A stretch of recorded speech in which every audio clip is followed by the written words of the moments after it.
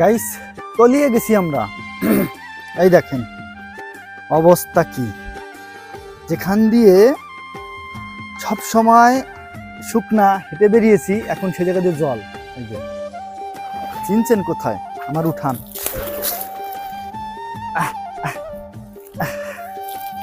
কি অবস্থা ভাই, এই যে বাড়ির চারপাশ বোঝা যায় যে জল হয়ে গেছে, সব জায়গায় দিয়ে জল হয়ে গেছে।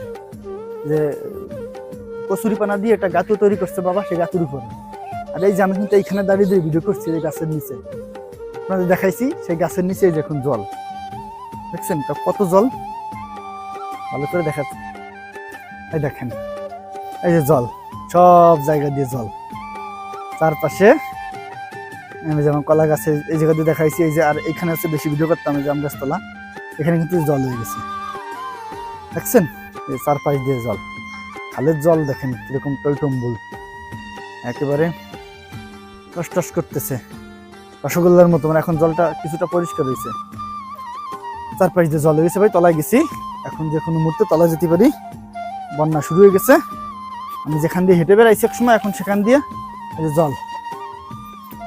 ওরে ভাই তলায় গেলাম, দেখেন চারপাশ দিয়ে আমার জল হয়ে গেছে। আমার বাড়ি ঘর আর এক বিঘের জল হলে সব জায়গা তলায় যাবে।